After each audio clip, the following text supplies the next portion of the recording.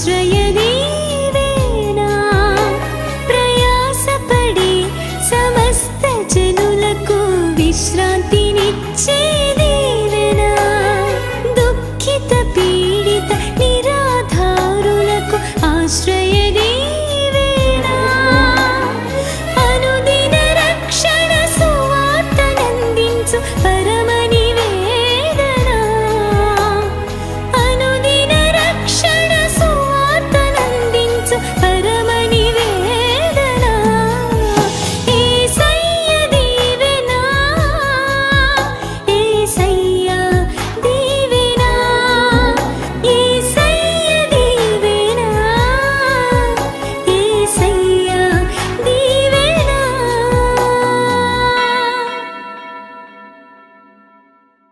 దైవజనుడు భక్త సింగ్ గారి చరిత్రలో ప్రార్థనకు వేసిన పీట మరి దేనికి వేయలేదట. ఆయన ప్రార్థించే సమయంలో ముఖ్యమంత్రి వచ్చినా లేచేవాడు కాదట. ఆయన ప్రార్థన అంటే ప్రార్థన అంతే. నా ప్రార్థన టైం అయిన తర్వాత ఏదైనా ఓసారి ఆయన ఒక దేశానికి విమాన ప్రయాణం చేయాల్సి ఉంది. సరిగ్గా ప్రేయర్ టైం వచ్చింది, లేగలేదట. అందరూ వందల మంది బయట వెయిట్ చేస్తున్నారు ఎయిర్పోర్ట్కి వెళ్ళటానికి. ఈయన మాత్రం ప్రార్థనలో లెగట్లేదట. అలాగే ప్రార్థన చేస్తూ ఉన్నాడట. ఆయన ప్రార్థన చేసి ముగించిన తర్వాత ఆయన కారు ఎక్కి నడవండి అన్నాడట. ఇంకేం నడవండి అండి, టైం అయిపోయింది, అక్కడ ఫ్లైట్, అది మన కోసం ఆగటానికి ఆర్టీసీ బస్సు కాదు, అది ఫ్లైట్, అది వెళ్ళిపోయింది, వెళ్ళదు, ఉంటుంది, నడవండి అని చెప్పి ఆయన ఎయిర్పోర్ట్కి తీసుకెళ్ళాడట. ఆయన ఎయిర్పోర్ట్కి తీసుకెళ్ళేటప్పటికి విమానం వెళ్ళిపోయింది. అయ్యగారు మాత్రం విశ్వాసంతో లోపలికి వెళ్ళి ఎయిర్పోర్ట్లో కూర్చున్నాడట. అయ్యగారు ఇంకెందుకు కూర్చున్నారండి, విమానం వెళ్ళిపోయిందని చెప్పేశారు కదా, వెనక్కి వెళ్ళిపోదంటే, లేదు, దేవుడు కార్యాలు చేయగలిగిన వాడు చెప్తున్నాడు. ఆయన ఉండండి, వెయిట్ చేయండి. ఈలోపు జరిగింది ఏంటంటే, విమానంలో కూర్చున్న ఒక మహిళ ఆమె పట్టుకెళ్తున్న బంగారపు బాక్స్ ఎయిర్పోర్ట్లో వదిలేసిందట. ఎయిర్పోర్ట్లో వదిలేసి ఆ పైలట్ల దగ్గరికి వెళ్ళి రిక్వెస్ట్ చేస్తుందంట, వెనక్కి వెళ్ళి తిరిగి రావడానికి ఎంత ఖర్చు అయితే అంత ఖర్చు నేను పెట్టుకుంటాను, దయచేసి విమానం వెనక తిప్పండి అని అంటే, ఆ పైలట్లు మళ్ళీ ఈ ఎయిర్పోర్టులతో మాట్లాడి సరే వెనకరండి అంటే, మొత్తానికి విమానం వెనక తీసుకెళ్ళగానే అయ్యగారికి ఘన స్వాగతం కలిగింది. వెంటనే వెళ్ళి విమానంలో కూర్చున్నారట. స్తోత్రం చెప్పడం సరి గట్టిగా. ప్రార్థన పరిస్థితులను మార్చగలిగింది. అననుకూలమైన పరిస్థితులను మనకి పరిస్థితులు అనుకూలంగా మార్చగలిగింది ప్రార్థన ఒకటే. ఆమేన్ చెప్పండి. కనుక వీళ్ళందరూ వెళ్ళి ఏలియా దగ్గర మొర్ర పెట్టుకుంటున్నారు, విన్నపం చేస్తున్నారు, ప్రార్థన చేస్తున్నారు. అయ్యా, నిస్సారమైన ఈ భూమి విషయంలో నీ దగ్గరికి తీసుకొస్తున్నాం ఈ సమస్య. ప్రార్థన చేసావా? ఎందుకుంటాయి మన ఇళ్లలో మరణకరమైన పరిస్థితులు? ఉండవు, కనపడతాయి కానీ ఏం చేయలేవు. స్తోత్రం చెప్పండి సరి గట్టిగా. కనపడతాయి కానీ మన దగ్గరికి రావు. ఆమేన్ చెప్పండి. అవి కనపడతాయి కానీ ఓడిపోతాయి. స్తోత్రం చెప్పండి ఒకసారి. ఎప్పుడు? ప్రార్థన చేసినప్పుడు. అందుచేత ప్రార్థన నిర్లక్ష్యం చేయకండి. ఏమి నిర్లక్ష్యం చేసినా ప్రార్థన మాత్రం నిర్లక్ష్యం చేయొద్దు. బాగా ప్రార్థన చేయండి, బాగా కనిపెట్టండి. అదే మీ విశ్వాసాన్ని పెంచుతుంది, అదే మీలో నిరీక్షణ కలిగిస్తుంది, అదే మీలో ధైర్యాన్ని పుట్టిస్తుంది, అదే మీకు ఆరోగ్యాన్ని కలిగిస్తుంది, అదే మిమ్మల్ని బలపరుస్తుంది, అదే మీరు భయపడకుండా చేసి క్రీస్తు కొరకు గొప్ప సాక్షులుగా మిమ్మల్ని జీవింపజేస్తుంది. హల్లెలూయా. అందుచేత ప్రార్థన అనే విషయాన్ని ఎప్పటికీ మర్చిపోకూడదు. నేను ఉదయం గుర్తు తెచ్చుకున్నాను, ఈ మధ్యకాలంలో ఎన్ని ప్రసంగాలు చేశాను, ప్రసంగాల్లో ఎన్నిసార్లు ఈ పాయింట్ వచ్చిందని గుర్తు చేసుకుంటే కనీసం 10 ప్రసంగాల్లో 8 సార్లైనా ప్రార్థన గురించి దేవుడు మాట్లాడాడు. ఆమేన్ చెప్పండి. అంటే దాని ఆవశ్యకత ఎంత ఉందో చూడండి, దాని ఇంపార్టెన్స్ ఎంత ఉందో చూడండి. అందుకే దేవుడు అన్నిసార్లు మాట్లాడిస్తున్నాడు. కనుక ప్రార్థన నిర్లక్ష్యం చేయొద్దు. ఖచ్చితంగా ప్రార్థించాలి. గడిచిన వారంలో కూడా ఇదే వర్తమానం, తలుపులు మూస్తే దేవుడు తలుపులు తెరుస్తాడని చెప్పుకున్నాం. ఆమేన్. ప్రార్థించే అనుభవం మనకు ఉండాలి. ప్రార్థన నిర్లక్ష్యం చేయకండి. ప్రార్థన నీతో పాటు నీ చుట్టుపక్కల ఉన్న వారి జీవితాల్లో కూడా అద్భుతాలు జరిగిస్తుంది. హల్లెలూయా, హల్లెలూయా. కాబట్టి 4 విషయాలు చెప్పాను. చెప్పండి. 1, ఆ పట్టణపు వారు ఏకాత్మతో ఉన్నారు. ఆ పట్టణపు వారు సమయాన్ని సద్వినియోగం చేసుకున్నారు. 3, ఆ పట్టణపు వారు సేవకుని ఘనపరిచారు, సేవకునికి లోబడ్డారు. 4, ఆ పట్టణపు వారు చింతను ప్రార్థనగా మార్చుకున్నారు. ఫిలిప్పీలకు రాసిన పత్రిక 4వ అధ్యాయం 6వ వచనంలోకి మాట చదువుదాం. చింతపడకుడి గాని దేనిని గూర్చియు చింతపడకుడి గాని ప్రతి విషయములోనూ ప్రార్థన విజ్ఞాపనల చేత కృతజ్ఞత పూర్వకంగా మీ విన్నపములను దేవునికి తెలియచేయుడు. దేని విషయంలో మీరు చింత పడవద్దు. ప్రభు అన్నాడు, మీ చింత యావత్తు నా మీద వేసేయండి, నేను చూసుకుంటాను, నా మీద పడేయండి. భరించేవాడు ఆయన ఉంటే మనకెందుకంటే బాధ. ప్రార్థన చేత ఆయనకు అప్పగించేద్దాం సమస్యలన్నీ. స్తోత్రం కలుగును గాక. స్తోత్రం చెప్పండి. హల్లెలూయా, హల్లెలూయా, హల్లెలూయా. 5వ మాట, ఆ పట్టణపు వారు కొత్త పాత్రను తెచ్చారు. చెప్పండి, ఆ పట్టణపు వారు క్రొత్త పాత్రను తెచ్చారు. గట్టిగా చెప్పండి, ఆ పట్టణపు వారు. రైట్. 20వ వచనం చదువుదాం.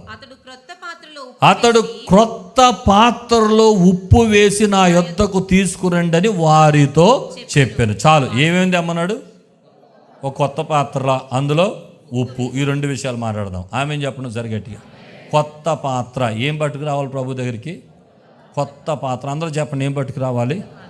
మన జీవితంలో మరణకరమైనది మధురంగా మార్చబడాలంటే కొత్త పాత్రగా మనము ప్రభు దగ్గరకు తేబడాలి. మనం ఎలా రావాలి ప్రభు దగ్గరికి? కొత్త పాత్రగా. చెప్పండి ఈ మాట. మరణకరమైన దాంట్లో మనం వేయబడాలి, మనం అడుగు పెట్టాలి. అడుగు పెడితే మరణం మధురంగా మారిపోవాలి. ఆమె చెప్పండి. అలాంటి కార్యం మన ద్వారా జరగాలంటే మనం పాత పాత్రలుగా రాకూడదు ప్రభు దగ్గరికి. ఎలా రావాలి? కొత్త పాత్రలుగా రావాలి. కొత్త పాత్ర అనేది ఏం సూచిస్తుందో చెప్పనా? క్రొత్త జీవితాన్ని సూచిస్తుంది. అర్థమైందా? క్రొత్త అనుభవాన్ని, క్రొత్త మనసును, ఏమండి, క్రొత్త మారిన జీవితాన్ని, క్రొత్త జన్మకు సాదృశ్యమైన జీవితాన్ని. ఇది మనం నేర్చుకోవాలి ఈ మాటలో నుండి. స్తోత్రం చెప్పడం సరిగట్టిగా. ప్రభు దగ్గర అద్భుతాలు కోరేవాడు పాత వాటితో ప్రభు దగ్గరికి రాకూడదు. పాత మనసు పట్టుకుని ప్రభు దగ్గరికి రాకూడదు. పాత జీవితాన్ని పెట్టుకుని ప్రభు దగ్గరికి రాకూడదు. ఇంకా పాత రోత స్వభావాలతో ప్రభు సన్నిధికి రాకూడదు. క్రొత్త జీవితంతోనే ప్రభు దగ్గరికి రావాలి. స్తోత్రం చెప్పడం సరిగట్టిగా. మారిన నీ మనసుతో ప్రభు దగ్గరకు వచ్చి విన్నపం చేయాలి. నువ్వు ఇంకా రోతాటిని పట్టుకుని, పాతాటిని పట్టుకొని, లోపలున్న సిగరెట్టు, మందు, వ్యభిచారం, లంచగొండితనం ఇవన్నీ లోపలుంచుకొని ప్రభు దగ్గరకు వస్తే మరణకరమైనవి మధురంగా మార్చబడావు. ఒక క్రొత్త పాత్రగా తేబడాలి ప్రభు దగ్గరికి. స్తోత్రం చెప్పడం సరిగట్టిగా. హల్లెలూయా. నీ ఇంటిలో అద్భుతం జరగాలంటే మారిన బ్రతుకులు ఇంటిలో ఉండాలి. క్రొత్త జీవితాలుగా ఇంటిలో మనం కనపడాలి యేసయ్యకి. ఎంతకాలం పాత వాటితో చేస్తావు ప్రార్థన? చాలామంది ప్రార్థన చేస్తున్నారు కానీ ప్రార్థన ఆలకించబడట్లేదు. కారణాలు ఏంటో తెలుసా? మనసు మారకుండా ప్రభు దగ్గరకు వస్తే ఏం కార్యాలు జరుగుతాయి? నువ్వు నూతన పరచబడకుండా ప్రభు దగ్గరకు వచ్చి ఎన్నిసార్లు ప్రార్థిస్తే అద్భుతాలు జరుగుతాయి? నీ మారిన బ్రతుకు లేకుండా దేవుని దగ్గర కన్నీళ్లు కాచి 2 గంటలు ప్రార్థన చేశాను, 3 గంటలు ప్రార్థన చేశానంటే ఏం కార్యాలు జరుగుతాయి? మారాలి. మొదట మనం నూతనమైన వ్యక్తులుగా మార్చబడాలి.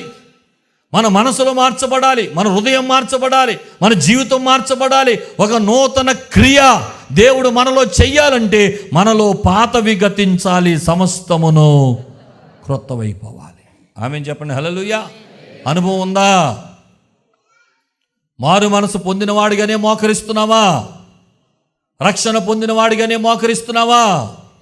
నూతన జన్మతోనే ప్రభు దగ్గరకు వచ్చావా? లేకపోతే ఇంకా పాత పాత పాత పాత పాత జీవితంతోనే పదే పదే పదే పదే వచ్చి దేవుడు దేవుడు దేవుడు అంటున్నావా? ఈ రోజున క్రొత్త పాత్రగా దేవుడు నిన్ను కోరుకుంటున్నాడు. ఆమేన్ చెప్పండి. చెప్పండి హల్లెలూయా.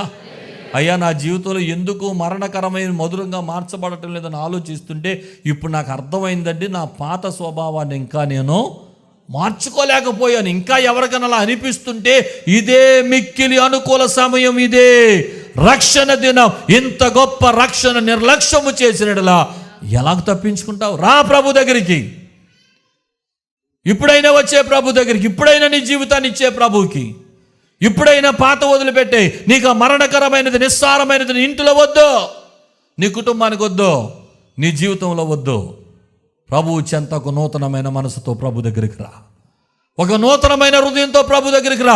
యథార్థవంతులకు ఆయన ఏ మేలు చేయక మానడు. నీ జీవితాన్ని నూతన స్వభావంతో ప్రభు దగ్గరికి తీసుకొస్తే తప్పక ప్రభువు నిన్ను వాడుకుంటాడు. నీవు ఉంచబడిన స్థలములో మరణకరమైన దానిని మధురముగా ఆయన మార్చివేస్తాడు. ఆమేన్ చెప్పండి, ఆమేన్. ఇక 6వ మాటకు వద్దాం. 6వ మాట ఉప్పు. చెప్పండి ఈ మాట, ఉప్పు. గట్టిగా చెప్పండి. ఉప్పు కూడా దేన్ని సూచిస్తుంది తెలుసా? పరిశుద్ధతను సూచిస్తుంది. మంచి సాక్ష్యాన్ని, మంచి సాక్ష్య జీవితాన్ని సూచిస్తుంది. యేసుప్రభు వారు మత్తయి సువార్త 5వ అధ్యాయంలో చెప్పాడు, మీరు లోకమునకు ఉప్పై ఉన్నారు అని చెప్పాడు. ఏమండి, అర్థమవుతుందా? ఆ ఉప్పు ద్వారా ఇంకో మాట కూడా మనకి రాయబడిన కొలస్సీ 4:6 అంటాడు, మీ సంభాషణ ఉప్పు వేసినట్లు రుచికరంగా ఉండాలంటే మన మాట, మన చూపు, మన తలంపు, మన క్రియ ఉప్పులాగా తెల్లగా, పరిశుద్ధంగా, రుచికరంగా, మధురమైనదిగా ఉండాలన్నది బైబిల్ సారాంశం. నేనేమంటానంటే మరణకరమైన దానిని మధురంగా మార్చబడడానికి మంచి సాక్ష్య జీవితాన్ని దేవుడు వాడుకుంటాడు. ఆమేన్ చెప్పండి ఒకసారి. మంచి సాక్ష్య జీవితం కలిగిన కుటుంబాలుగా మన కుటుంబాలుగా ఉంటే మనకి ఎక్కడ ఏ పరిస్థితులు వచ్చినా మనం ఉప్పులాగా పని చేస్తాం, అక్కడ మరణాన్ని మధురంగా మార్చేస్తాం. స్తోత్రం కలుగునుగాక. రక్షింపనేరకుండునట్లు, విననేరకుండునట్లు. మరెందుకు మన ప్రార్థన దేవుని సన్నిధికి వెళ్ళడం లేదు? ప్రార్థన చేస్తున్నావు, దోషాలు పెట్టుకుంటున్నావు. ప్రార్థన చేస్తున్నావు, పాపము పరిపాలిస్తుంది. మీ పాపములు దేవునికి మధ్యలో అడ్డంగా వచ్చేస్తున్నాయి. దేవునికి నీకు మధ్యలో పాపాలు అడ్డుగా వస్తున్నాయి కనుక ఉప్పులాగా మారిపో. ఉప్పు ఎంత తెల్లగా ఉంటుందో అంత పరిశుద్ధమైన జీవితంతో ప్రభు దగ్గరికి రా. ఉప్పు ఎంత రుచికరంగా ఉంటుందో అంత మంచి సాక్ష్య జీవితాన్ని పట్టుకుని ప్రభు దగ్గరికి రా. అలా ప్రభు దగ్గరికి వస్తే నువ్వెక్కడే కాదు, ఎక్కడ మరణకరమైన వాతావరణాలు ఉన్నాయో అక్కడ అడుగుపెట్టిన ప్రతి స్థలము కూడా మధురంగా మారిపోతుంది. నువ్వు వెళ్ళిన ప్రతి చోట దేవుడు సారవంతమైన భూమిని కలుగజేస్తాడు. నువ్వు వెళ్ళిన చోట మరణాన్ని ఆపుచేసి ఆయన జీవాన్ని కలిగించి నీ ద్వారా అద్భుతాలు, ఆశ్చర్య కార్యాలు తప్పకుండా జరిగిస్తాడు. స్తోత్రం చెప్పండి.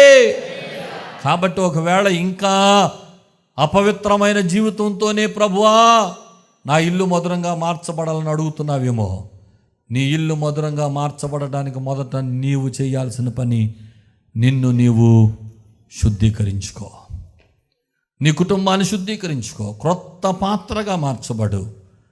ఒక రుచికరమైన ఉప్పు వలె నీ సాక్ష్యాన్ని నువ్వు సరి చేసుకో. ఒక రుచికరమైన ఉప్పు వలె నీ సంభాషణ, నీ చూపు, నీ తలంపు, నీ హృదయం, నీ మనసు, నీ ఆలోచనలు సరి చేసుకో. ఒక తెల్లగా కనబడే ఉప్పు వలె ఒక పరిశుద్ధమైన జీవితాన్ని పట్టుకుని వచ్చి ప్రభు పాదాల చెంత మోకరించు. ఆయన తప్పక లేని వాటిని ఉన్న వాటిగా మార్చగలిగిన గొప్ప దేవుడు ఆయన. హల్లెలూయా, హల్లెలూయా, హల్లెలూయా, హల్లెలూయా, హల్లెలూయా. చెప్పండి. మొదటిది ఆ పట్టణపు వారు ఒక మరణకరమైన దానిని మధురంగా మార్చబడడానికి మొదటగా ఆ పట్టణపు వారు ఏం కలిగి ఉన్నారు? ఏకాత్మ. 2, సమయాన్ని సద్వినియోగం చేసుకున్నారు. 3, సేవకునికి ఘనతనిచ్చారు. 4, ప్రార్థన చేశారు. చెప్పండి. 4, ప్రార్థన చేశారు. 5, క్రొత్త పాత్రను తీసుకొచ్చారు. 6, ఉప్పును తీసుకొచ్చారు. చెప్పండి. 6, ఉప్పును తీసుకొచ్చారు. స్తోత్రం చెప్పండి. హల్లెలూయా. ఇక చివరి మాట చెప్పేసి ముగిస్తాను. 7వది, ఆ పట్టణపు వారు దేవుని మాట విన్నారు. చెప్పండి. ఆ పట్టణపు వారు ఎక్కడ? ఒక క్రొత్త పాత్ర, అందులో ఉప్పు వేసి తీసుకుని రండి అని ఎలీషా చెప్పగా వారు దానిని తీసుకొని రాగా, అంటే దైవజనుడు చెప్పినట్లు వాళ్ళు చేశారు. స్తోత్రం చెప్పండి ఒకసారి. అక్కడ ఆ పట్టణపు వాళ్ళకి పేరేంటంటే మాట విన్నవారు. చెప్పండి. ఈ మాట కొంచెం గట్టిగా చెప్పండి. మాట వినేవాళ్ళు ఎక్కడుంటే అక్కడ అద్భుతాలు జరిగిపోతాయి. ఆమె చెప్పాలి గట్టిగా. ఆజ్ఞలు పాటించేవాళ్ళు ఎక్కడుంటే అక్కడ ఆశ్చర్యకార్యాలు జరుగుతాయి. మాట వినేవారు ఉన్న స్థలంలో దేవుడు గొప్ప కార్యాలు జరిగిస్తాడు. మాట వినకపోతే దేవుని కార్యాలు జరగవు. ఆది కాండం నుండి ప్రకటన గ్రంథం వరకు ఎవరైనా ఒక అద్భుతాన్ని చూశారు, ఆశ్చర్యకార్యాన్ని చూశారంటే దాని వెనకాల మనం పరీక్షించి తెలుసుకోవాల్సింది ఏంటంటే ఆ ప్రజలు తప్పకుండా దేవుని మాట విన్న ప్రజలు అయి ఉన్నారంతే.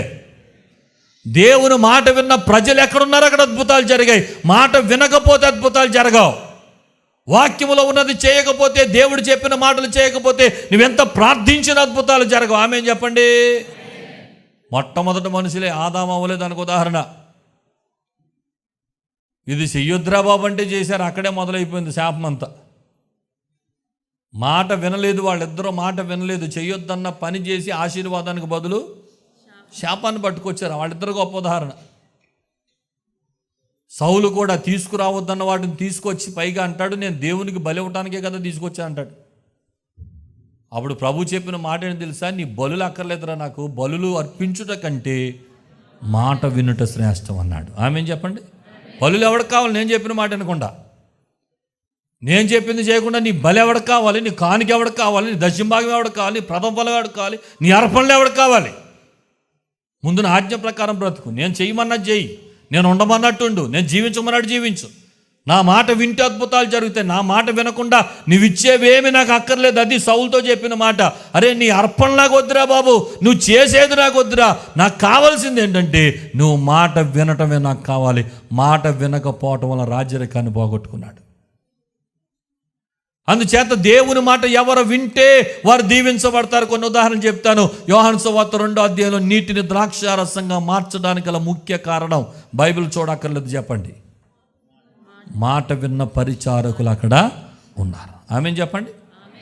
ఈ రాతి బాణలు నీళ్లతో నింపనంటే నువ్వెక్కడవే మధ్యలో, మా ఓనర్ గారు వేరు, మాకు చెప్పిన పనులు వేరు, బోల్డ్ డ్యూటీలు వేసాడు ఆయన మాకు, ఆయన వేసిన డ్యూటీలో చేయలేకపోతుంటే మధ్యలో నువ్వు వచ్చి నీళ్ళు నిమ్మంటావేంటి అన్నారా? అప్పటికే తల్లి అని మరీ చెప్పింది, ఆయన మీతో చెప్పింది చేయండి అంత ఒక్క మాట గుర్తుపెట్టుకున్నారు అంతే. ఆ ఒక్క మాట గుర్తుపెట్టుకొని యేసయ్య చెప్పిన మాట ప్రకారం ఎంత దూరం వెళ్ళారో మనకు తెలియదు. ఊరు ఎంత దూరం ఉందో, బావి ఎంత దూరం ఉందో, ఎంత దూరం నుండి నీళ్లు మోసుకొచ్చారో మనకు తెలియదు. ఆ బాణలు ఎంత పెద్దగా ఉన్నాయో మనకు తెలియదు, కానీ అంచుల మట్టుకు నింపేశారట. యేసు చెప్పిన మాట 100% నెరవేర్చారు. ఆ మాట విన్న పరిచారకులు అక్కడ ఉన్నారు గనుకనే రంగు రుచి లేని నీటికి దేవుడు రంగును రుచిని దయచేశాడు. స్తోత్రం కలుగునుగాక. అక్కడ మాట వినేవారు లేకపోతే అద్భుతం జరిగి ఉండేది కాదు. నీ ఇంటిలో ఒక మరణకరమైనది మధురంగా మార్చబడాలంటే ఆ మాట వినాల్సిందే. ఈ మాట ఏం చెప్తుందో అది వినాలి. ఇందులో ఏ ఆజ్ఞలు ఉన్నాయో దాని ప్రకారం చేయాలి. దేవుడు దీని ద్వారా నీతో ఏం మాట్లాడుతున్నా అది చేయాలి. ఎలా బ్రతకమంటున్నాడు అలా బ్రతకాలి. ఏది విడిచిపెట్టమంటున్నాడు అది విడిచిపెట్టాలి. ఏది కలిగి ఉండమంటున్నాడు అది కలిగి ఉండాలి. ఇది చెప్పిన మాట నువ్వు వినకుండా, ఈ గ్రంథంలో ఉన్న మాటలు వినకుండా నువ్వు ఏది చేసినా దేవుని కార్యాలు చూడలేవు. మాట వినాలి. అక్కడ మాట విన్నవారు ఉన్నారు కనుక అద్భుతాలు జరిగాయి. స్తోత్రం చెప్పండి సరే గట్టిగా. రాత్రంతా చేపలు పట్టి ఒక్క చేప కూడా పడక అలిసిపోయి వచ్చాడు పేతురు గారు. పొద్దున్నే యేసుప్రభు అదే ధోనికి కొంచెం లోపలికి తొయ్యి అన్నాడు, తోసాడు. కుడివైపుకి వల వేయి అన్నాడు. ఒక్క మాట అన్నాడు, ప్రభువా రాత్రంతా నీదే పని చేస్తా ఉన్నాను, ఒక్క చేప కూడా పడలేదు. అయినను, పూర్తి చేయండి, అయినను రాత్రంతా ప్రయాసపడ్డాను, రాత్రంతా గొప్పగా చేపలు పట్టాను, ఏమీ దొరకలేదు. అయినా అలిసిపోయినా, ఒళ్ళంతా నలిగిపోయినా, నిద్ర వచ్చేస్తున్నా, చిరాకు వచ్చేస్తున్నా, ఇవన్నీ ప్రక్కన పెట్టి అయినను నీ మాట చెప్పున వల వేస్తున్నాను. దేవుని మాట చెప్పున వల వేశాడు. వల పిగిలినన్ని చేపలు, అతను దోణి నిండగా అవతల దోణి కూడా నిండిపోయినన్ని చేపలు. అతడు దీవించబడగా 10 మందికి దీవెనకరంగా అతని బ్రతుకు మారిపోయింది. స్తోత్రం చెప్పండి. దేవుని మాటగా విన్న వారి జీవితాలు ఎలాగుంటాయో తెలుసా? నువ్వు దీవించబడటం కాదు, 10 మందికి దీవెనకరంగా మారిపోతావు. నువ్వు తినటం కాదు, 10 మందికి పెట్టేవాడిగా మారిపోతావు. నువ్వు ఆశీర్వాదంగా ఉండడం కాదు, 10 మందికి ఆశీర్వాదకరంగా మారిపోతావు. నీ వల నిండిపోద్ది, నీ దోణులు నిండిపోతాయి, నీ ఇల్లు నిండిపోద్ది, నీ ఇల్లు ఆశీర్వాదాలతో నిండిపోద్ది. నీ ఇల్లు నింపబట్టం కాదు, నీ ద్వారా పక్కింటోళ్ళు కూడా దీవించబడతారు. స్తోత్రం చెప్పండి. ఎప్పుడు? దేవుని మాట వినినప్పుడు. చెప్పండి ఎప్పుడు? ఆయన ఆజ్ఞలను గైకొనినప్పుడు. చెప్పండి ఎప్పుడు? స్తోత్రం చెప్పండి సరే. కష్టంగా అనిపిస్తాయి ఆజ్ఞలు, సులువుగా ఏముండవు. ఆయన ఆజ్ఞలు కొన్నిసార్లు చాలా కష్టంగా అనిపిస్తాయి. కష్టమైనా సరే ఏం చేయాలి? వినాలి మాట. రాత్రంతా ఒళ్ళు పులిసి అయిపోయింది పేతురికి. ఒక్క చేప కూడా పడలేదు, నిద్ర వచ్చేస్తుంది. ఇంటికి వెళ్ళి వల మడతెట్టుకుని నిద్రపోదాం అని ఉన్నాడు పాపం. ఏమండి, ఓ ప్రక్కనేమో అసహనం, ఓ ప్రక్కనేమో నిరుత్సాహం, ఓ ప్రక్కనేమో నీరసం, ఓ ప్రక్కనేమో నిద్ర. ఇన్నిటిని అధిగమించి యేసు చెప్పింది చెయ్యాలంటే ఎంత కమిట్మెంట్ ఉండాలి? అన్ని ప్రక్కన పెట్టేశాడు. ఆజ్ఞ విన్నాడు, మాట విన్నాడు, అద్భుతం చూశాడు. ఆమె చెప్పండి ఒకసారి. గట్టిగా చెప్పండి ఆమేన్. కొన్నిసార్లు దేవుని ఆజ్ఞలు కఠినంగా అనిపిస్తాయి మనకి. కొన్నిసార్లు దేవుని ఆజ్ఞలు కోపాన్ని రప్పిస్తాయి. కొన్నిసార్లు రౌద్రమైపోయేలాగా దైవ సేవకుల మాటలు ఉంటాయి. అవన్నీ ప్రక్కన పెట్టండి. మాట వింటేనే అద్భుతాలు జరుగుతాయి. ఆమేన్ చెప్పండి. నయమాను చిన్న పిల్ల మాట అన్నాడు. దైవజనుడు చెప్పిన మాట ఇంట కోపం వచ్చేసింది దానికి. యోర్దాను నదిలోకి వెళ్ళి 7 సార్లు మునగమంటే అతను నా దగ్గరికి వచ్చి రోగం ఉన్న ఆ స్థలం మీద చెయ్యి ఆడించి బాగు చేస్తాడని నేను అనుకుంటుని, అలా చేయడం మానేసి ఆ యోర్దానులో మునగమంటాడు, మా దేశంలో నదులు లేవా అని కోపగించి రౌద్రం చూపి వెనక్కి వెళ్ళిపోయాడట. ఎవరికి నష్టం వెనక్కి వెళ్ళిపోతే? ఎలీషాకా కుష్టు వ్యాధి, నయమానుకా? ఎవరికి తగ్గాలి రోగం? నయమానుకు రోగం తగ్గాలంటే ఏం చేయాలి? నయమాను మాట వినాలి. అబ్బో యోర్దాను మురుగునీళ్ళ లెక్కేసుకున్నట్టున్నాడు, మా దేశంలో ఇంతకన్నా మంచి నదులు లేవా? కొన్నిసార్లు గట్టిగా ప్రసంగం చేస్తే ఇంతకన్నా మంచి సంఘాలు లేవేంటి? జంపు. గట్టిగా మాట్లాడకూడదు అయ్యారు. కొంచెం గట్టి ప్రసంగాలు చేయకూడదు. గట్టి ప్రసంగం చేశాడా, పాపం గురించి ఖండించాడా, గట్టిగా మాట్లాడా, అది మానేండి ఇది మానేండి అని చెప్పాడా, అక్కడంతా కూడా కలుగుగాక కలుగుగాక అంటారు. మనం ఆమెన్ అంటమే. అక్కడికి వెళ్ళిపోతే అన్నీ జరిగిపోతాయి. అంతే, జంప్. చికెన్ మంచిదా కాకరకాయ మంచిదా? చెప్పండి గట్టిగా, గుర్తుపెట్టుకోండి. ఎప్పుడు స్తోత్రం చెప్పండి ఒకసారి. ఆజ్ఞలు పాటించటం అద్భుతం. ఆమెన్ చెప్పండి. ఆమెనని చెప్పే ప్రసంగాలు నేను చేస్తాను, అందరూ చేసేస్తారు. ఆమెనంటే అయిపో. మనం చెయ్యాల్సింది మనం చేయాలి, దేవుడు చేయాల్సింది దేవుడు చేస్తాడు. 2 చేతులు కలవకపోతే చప్పుడు రాదు. స్తోత్రం చెప్పండి ఒకసారి. మనం చేయాల్సిన పని మనం చేస్తే ఆయన చేస్తానన్న పని తప్పకుండా చేసి తీరుతాడు. స్తోత్రం చెప్పండి ఒకసారి గట్టిగా. డాక్టర్ దగ్గరికి వెళ్తే, అమ్మా రోజుకు 2 కేజీలు చికెన్ తిను, 2 గుడ్లు తిను, ఇంత పాలు తాగని చెప్పడు. ఏం చెప్తాడు? చికెన్ మానే అర్జెంటుగా, బీరకాయ తిను, అది తిను, ఇది తినంటే చచ్చా ఎదవ డాక్టర్ దగ్గరికి వచ్చాను నేను, ఎంతకన్నా మంచి డాక్టర్ లేరా అని ఇంకో డాక్టర్ దగ్గరికి వెళ్తే స్తోత్రం చెప్పండి సరిగట్టి. డాక్టర్ చెప్పింది కష్టమైన వినాలి, వింటేనే రోగం తగ్గుద్ది. స్తోత్రం చెప్పండి. మన పరమ డాక్టర్ కూడా మన రోగాలు బాగు చేసే దేవుడైన, మన జీవితాన్ని సరిచేసే దేవుడైన, మనకు సంతోషం ఇచ్చే దేవుడైన ఆయన చెప్పే మాటలు కొంచెం కష్టతరంగా అనిపిస్తాయి. కష్టం కాదు, ఆ కష్టమైనా సరే ఆ పని చేస్తేనే మనం ఆశీర్వదించబడతాం, అప్పుడే దీవించబడతాం. స్తోత్రం చెప్పండి. నయమాను వెనక్కి వెళ్ళిపోతుంటే పక్కన ఒక మంచి స్నేహితుడు ఉన్నాడు. వండర్ఫుల్ విశ్వాసి, మామూలు విశ్వాసి కాదు. కొంచెం దూరం వెళ్ళనిచ్చి కౌన్సిలింగ్ మొదలెట్టాడు. ఏంటి సార్ ఎందుకు వచ్చేస్తున్నారు మీరు, అంత కోపం ఏంటి మీకు? ఎలీషా నదిలో మునగమనకుండా ఇంకో పని ఏదో చెప్తే చేయరా? ఎందుకని? దైవజనుడు చెప్పింది చేస్తే అద్భుతం జరుగుతుంది. కొంచెం మాట అనొచ్చు కదా, కొంచెం లోపడచ్చు కదా. మీరు సైన్యాధిపతి అయితే అయ్యి ఉండొచ్చు, కానీ ఆయన దైవ సేవకుడు కదా, అభిషక్తుడు కదా, మాట వినాలి కదా. నయమానుల పక్కన ఇలాంటి వాళ్ళు ఉండాలి. స్తోత్రం చెప్పండి సరిగట్టిగా. మంచి కౌన్సిలింగ్లు ఇచ్చేవాళ్ళు ఉండాలి. స్తోత్రం చెప్పండి. మన వాళ్ళు అలాంటి వాళ్ళు ఉండరు. గుడి మానేసి వెళ్ళిపోతాను, మంచి నిర్ణయం తీసుకున్నావు, ఇప్పటికీ లేట్ అయిపోయి, ఇది ఎప్పుడో చేసి ఉండాల్సింది నువ్వు. అయ్యగారి మీద ఎదురు తిరగగానే అబ్బా ఎంతకాలానికి మొగోడు కనపడ్డాడు రా మన సంఘంలో, నీలాంటి వాడు ఎవడో లేడురా, ఇది ఎప్పుడో చేయాల్సి ఉంది. ఇలాంటి వాళ్ళు తగులుతారు వెనకాల బ్యాచ్. నయమానుతోనే అంతరించిపోవాలంటే నువ్వు నయమాను ప్రక్కన ఉన్న వ్యక్తిలాగా పనిచేయాలి. స్తోత్రం చెప్పండి. ఆత్మీయ జీవితాన్ని బలపరచడానికి ఎప్పుడు మంచి మార్గంలో నడిపించాలి తప్ప రాంగ్ డైరెక్షన్లో ఎప్పుడు ఇవ్వకూడదు. తప్పుడు సలహాలు ఎప్పుడు ఇవ్వకూడదు. ఒక దైవజనుడు గద్దిస్తే, అరే గద్దించింది అభిషక్తుడు రా, దైవజనుడు రా, ఎవరి మంచి కోసం? మన మంచి కోసం. ఆయన మాట విందాం, బాగుపడతామని చెప్పాలా. అంతేగాని అక్కడ వేయాల్సింది అక్కడ వేసి, మళ్ళీ ఎక్కడ వేయాల్సింది ఎక్కడ వేసి, మా దగ్గరికి వచ్చే ఓ డప్పు అక్కడికి వెళ్ళే డప్పు, 2 డప్పులు కొడతారు కొంతమంది. జాగ్రత్త. మాట వింటే శ్రేష్టం. చెప్పండి మాట. మాట వినుట శ్రేష్టము. మాట వినుట శ్రేష్టము. చెప్పండి మాట గట్టిగా. హల్లెలూయా, హల్లెలూయా, హల్లెలూయా. మొత్తానికి తగ్గించుకున్నాడు, వెనక్కి వచ్చాడు. యోర్దాను నదిలో 7 సార్లు మునగ్గానే దైవజనుడు చెప్పినట్లు చేయగా అతని దేహము పసిపిల్లవాని దేహం వలె మారిపోయిందట. ఆమేన్ చెప్పండి. దేవుడు చెప్పిన మాట ఎవరు విన్నా సరే వారి బ్రతుకులు ఎంత సంతోషంగా మారిపోతాయి. స్తోత్రం చెప్పాలి గట్టిగా, హల్లెలూయా చెప్పాలి గట్టిగా, ఇంకా గట్టిగా చెప్పండి. ప్రభువు నాతో మాట్లాడుతున్నాడు అని అనండి అందరూ. ప్రభువు నాతో మాట్లాడుతున్నాడు. గట్టిగా చెప్పండి. నేను 100% ఆయన మాట వింటాను అని చెప్పండి. స్తోత్రం చెప్పడం సరి గట్టిగా. దైవజనుడు చెప్పే మాటలు ఎవరినో ఒకరిని ఉద్దేశించి చెప్పరు. ఎప్పుడు ఈ బలిపీఠం దగ్గర నిలబడే మాటలు సంఘమంతటికి పరిశుద్ధాత్మ దేవుడు మాట్లాడే మాటలు. ఈ మాటలకు ఎవరు లోబడతారో, విధేయత కలిగి ఉంటారో, ఎవరు మోకాళ్ళ మీద పడతారో, ఎవరు గుండెలు బాదుకుంటారో, ఎవరు కన్నీరు కారుస్తారో, ఎవరు దేవుడు చెప్పినట్లు చేస్తారో వారిని నయమాను వలె స్వస్థపరుస్తాడు ఆయన. వారిని పేతురు వలె ఆశీర్వదిస్తాడు ఆయన. మంచి ద్రాక్షారసం లాంటి సంతోషకరమైన అనుభవాలు వారి ఇంటిలో దేవుడు దయచేస్తాడు. స్తోత్రం కలుగునుగాక. ఏలియా వచ్చాడు కరువులో సారేపోత విధవరాల దగ్గరికి. ఆవిడ దగ్గర ఎంత పిండి ఉందంటే ఒక్క పూట కొడుకు ఆమె రొట్టెలు వేసుకుని తినేసి చచ్చిపోతారు. అది ఆవిడ కండిషన్. ఈయన మధ్యలో దూరి ఓ రొట్టేసుకురా అన్నాడు.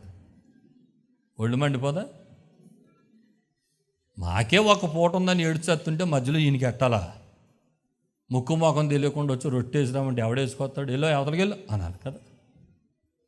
ఉన్నమాట చెప్పింది. అయ్యా మాకు నా కొడుకు ఒక్క పూటకే ఉంది, నేను చెప్పినట్టు చెయ్యి వెళ్ళి అన్నాడు. ఎంత కమిట్మెంట్, ఎంత చక్కటి సమర్పణ అంటే ఆయన దైవసేవకుడు, ఆయన అభిషక్తుడు. మాకు ఒక్క పూటకే ఉంది, సరే ఈ ఒక్క పూటకు లేకపోతే రెండో పూట ఎలాగో చచ్చిపోతాం కదా, అదేదో ఈ పూటే చచ్చిపోతాం, ఉన్నది దైవజనుడికి ఇచ్చేద్దాం అని ఒక నిర్ణయానికి వచ్చేసింది. దైవజనుడికి అప్పాలు వేస్తుంటే జరిగిన కార్యం ఏంటంటే ఆమె కరువు కాలము తీరు వరకు ఆమె తొట్టిలో పిండి అయిపోలేదు, బుడ్డిలో నూనె అయిపోలేదు.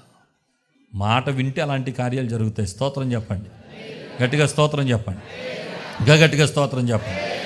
దేవుడు మీ జీవితంలో అలాంటి కార్యాలు జరిగించును గాక. కాబట్టి అలాంటి కార్యాలు జరగడానికి ప్రతి ఒక్కరు దేవుని మాట వినేవారుగా, ఆయన మాటకు లోబడేవారుగా ఉండాలని పరిశుద్ధాత్మ దేవుడు ఈ మాటల ద్వారా మనకు తెలియజేస్తుంది. ఈ రీతిగా ఆ యొక్క పట్టణపు వారు ఎలీషా మాట వినుట ద్వారా జరిగిన కార్యం 21వ వచనం.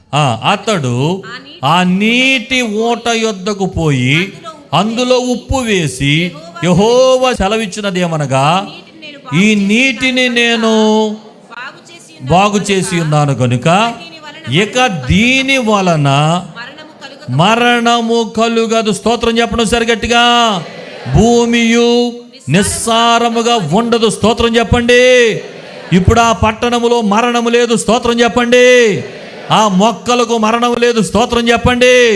చెట్లు మరలా చక్కగా పచ్చగా రాబోతున్నాయి. ఆమేన్ చెప్పండి. అక్కడ మనుగడకు మరణము లేదు. స్తోత్రం చెప్పండి. దేవుడు మోడు మారిన జీవితాలను చిగురింపజేసే గొప్ప దేవుడైన స్తోత్రం చెప్పండి. కనుక ఆ పట్టణపు వారు కనపరిచిన విశ్వాసాన్ని ఈ సంఘము వారు కనపరచగలిగితే, ఈ కుటుంబాలు కనపరచగలిగితే, ఈ పట్టణపు వారు కనపరచగలిగితే, ఈ సంఘంలో ఉన్న ప్రతి విశ్వాసి కనపరచగలిగితే అక్కడ జరిగిన అద్భుతాలు తప్పక ఇక్కడ కూడా దేవుడు చేయబోతున్నాడు. హల్లెలూయా. కాబట్టి ఎలాగుందో మన విశ్వాస జీవితం? దేవునికి అనుకూలంగా ఉంటున్నామా? ఆయన చెప్పినట్లు చేస్తున్నామా? ఏకాత్మ కలిగి ఉంటున్నామా? దైవజనుని ఘనపరుస్తున్నామా? సమయాన్ని సద్వినియోగం చేసుకుంటున్నామా? ప్రార్థనా పరులుగా ఉంటున్నామా? క్రొత్త పాత్రగా ఉంటున్నామా? ఉప్పు వలె మంచి సాక్ష్యం కలిగిన జీవితాన్ని మనం కలిగి ఉంటున్నామా? ఆయన మాట వినేవారుగా ఉంటున్నామా? ఈ కార్యాలన్నీ చేయగలిగితే తప్పక అక్కడ అద్భుతాలు చేసిన దేవుడు ఇక్కడ కూడా అద్భుతాలు చేయబోతున్నాడు. ఆమేన్. కాబట్టి ఈరోజు ప్రభువుకు చెప్పాల్సిన మాట ఏంటంటే, ప్రభు ఎక్కడ లోపం ఉందో దాన్ని సరి చేసుకోవడానికి మొదట నేను ఇష్టపడుతున్నాను. నువ్వు సరైపోతే నీ ఇంట్లో పరిస్థితులన్నీ సరైపోతాయి. ఆమేన్ చెప్పండి. మనం సరైపోతే మన ఇంట్లో పరిస్థితులన్నీ సరైపోతాయి. ఒకటి బాగుందో ఒకటి బాగలేదు అనే సమస్య ఉండదు, అన్నీ బాగుంటాయి. ఆమేన్ చెప్పండి. ఇదివరకు పట్టణం రమ్యంగా ఉంది, కానీ నీళ్లు పాడైపోయినాయి. ఇప్పుడు పట్టణం నీళ్లు కూడా రమ్యంగా మారిపోయినాయి. ఆమేన్ చెప్పండి. ఇదివరకు బాగున్న పరిస్థితులు, బాగోలేని పరిస్థితులు అన్నిటినీ బాగున్న పరిస్థితులుగా దేవుడు మార్చివేయబోతున్నాడు. కనుక ఇప్పుడు చెప్పాల్సిన మాట ఏంటో తెలుసా? ఆ కార్యం జరగాలంటే ప్రభువా నేను నీకు అనుకూలంగా మార్చబడాలి, నా జీవితాన్ని సరిచేసుకోవడానికి ఇష్టపడుతున్నాను నాయనా అని ప్రార్థించగలిగితే దేవుడు అద్భుతాలు చేయబోతున్నాడు. తలలో వంచండి, కళ్ళు మూసుకోండి, ప్రార్థన చేద్దాం. ఉదయకాలం పరిశుద్ధాత్మ దేవుని స్వరాన్ని మనం విన్నాం. స్పష్టంగా ప్రభు మనతో మాట్లాడారు. అయ్యా అవునండి, ఖచ్చితంగా దేవుని స్వరమే నేను విన్నాను. నా ఇంటిలో ఇంకా సారవంతమైన పరిస్థితులు చూడాలి అనంటే మంచి జీవితాన్ని నేను అనుభవించడానికి, ఈరోజు నా జీవితంలో ఇంకా ఏ విషయాలు సరిచేసుకోవాలో, ఆ పట్టణపు వారు ఏ కార్యాలు చేశారో ఆ కార్యాలు నేను కూడా చేయడానికి ప్రభువు మాట్లాడిన మాట ప్రకారం నేను జీవిస్తానండి, నా కొరకు ప్రార్థన చేయండి అని చెప్పగలిగిన వారు మీ కుడి హస్తాల పైకెత్తి చూపించండి.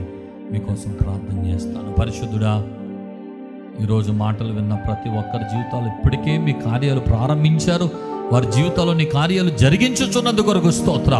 ఏ ఇంటిలో మరణకరమైన పరిస్థితులు ఉన్నాయో, ఏ ఇంటిలో నిస్సారమైన పరిస్థితులు ఉన్నాయో, ఏ ఇంటిలో కరమురము, దుఃఖము, వేదన వారిని పరిపాలిస్తుందో, అటు ప్రతి శాపము యేసుని నామమున కొట్టివేయబడునుగాక. యేసుని నామమున కొట్టివేయబడునుగాక. యేసు మీ నామమున కొట్టివేయబడునుగాక. నీ కృపతో బిడ్డలు బలపరచండి. నీ కొరకు సాక్షులుగా నిలవబెట్టుకునండి. నీ మాట వినేవారుగా మా జీవితాల్లో ముందు కొనసాగినట్లు సహాయం చేసి మీరే మహిమ ఘనత ప్రభావం పొందుకునండి. యేసు దివ్య నామమున వేడి ప్రార్థిస్తున్నాము పరమ తండ్రి, ఆమేన్. మా చిరునామా పాస్టర్ ఎం జ్యోతిరాజు, శాంతినగర్, ఏలూరు 534007, పశ్చిమ గోదావరి జిల్లా, Andhra Pradesh. Our address: pastor M Jyothiraju, Shantinagar, Eluru 534007, west Godavari district, Andhra Pradesh. మా ఫోన్ నంబర్లు 8008777333 మరియు 800877774444.